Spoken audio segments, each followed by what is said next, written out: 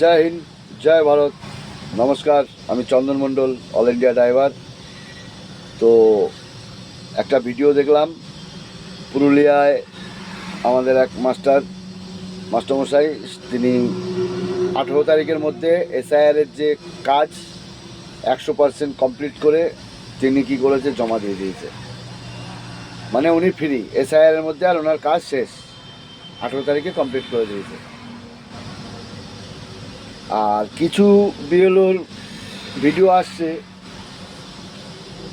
যে কৃষ্ণনগরে একটা বিএলও নাকি সুসাইড করেছে। এটা দুর্ভাগ্যজনক, কারণ একটা মানুষ মরে যাওয়া এটা কাম্য না।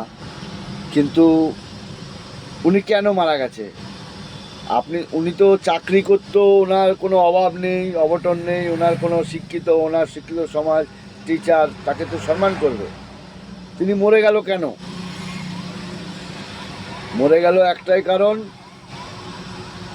এরা এই ধরনের শিক্ষকরা পড়াশোনা না করে এরা চাকরিটা পেয়েছিল ঘুষ দিয়ে। কারণ উনি যেই অবধি ওনার হাত যায় তার ওপরে পড়াশোনার দরকার ছিল, সেটা না করে উনি চাকরিটা পেয়েছিল আমার মনে হয়। তাহলে কাজ 18 তারিখে পুরুলিয়ার বিএলও কমপ্লিট করে দিল, আর উনি সুসাইড করে নিল। তার মানে কি উনি পড়াশোনা যায় না? কারণ এটা তো পড়াশোনা লোকেরই কাজ। আর মানে নির্বাচন কমিশনার দেখে দিয়েছে যে শিক্ষকরা এটা পড়াশোনা যে জানবে সেই পারবে, তো সেই হিসাবে শিক্ষককে দিয়েছে। তো শিক্ষক মানে তো সে পড়াশোনা জানে, আর পড়াশোনা লোকের কাজ, সে কাজটা দিয়েছে, উনি পারবে না, উনি সুসাইড করে। তার মানে উনি, আমার মনে হয় উনি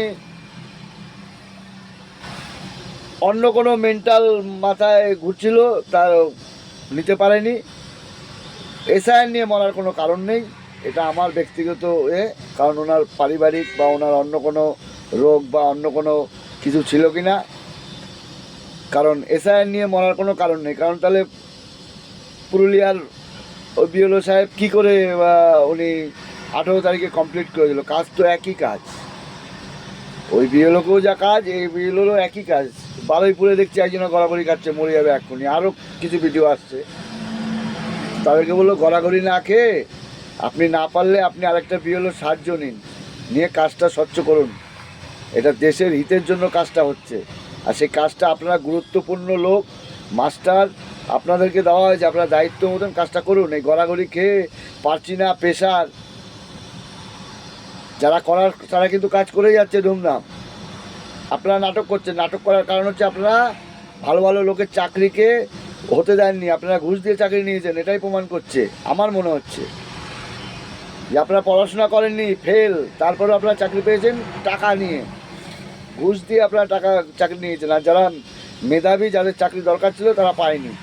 তারা হয়তো এখন কোথায় একটা দোকান দিয়ে বা কোথায় একটু ছোটো করে কোনো রকমভাবে লাইফ জীবন করছে। কারণ চাকরির জন্য বসে থাকলে তো লাইফ পিছিয়ে যাবে। আর আজকে আমাদের সিপিএম থেকে তৃণমূল অবধি আমাদের ছেলেপেলের সেইভাবে শিক্ষাও স্ট্রং হয়নি, চাকরিও সেইভাবে অ্যাভেলেবেল দেয়নি।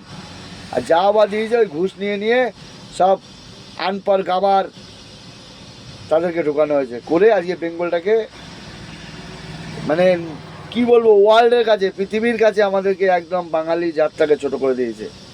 যেই বাংলায় রবীন্দ্রনাথ ঠাকুর, স্বামী বিবেকানন্দ, রামকৃষ্ণদেব, মহাপুরুষের কত নাম বলবো, আজকে সেই বেঙ্গলের বাঙালির অল ইন্ডিয়ায় আমি 37 বছর গাড়ি চালাচ্ছি দাদাভাই। এই ধরনের মানুষদের জন্য আজকে আমাদের বাঙালির এত বদনাম, খারাপ লাগে।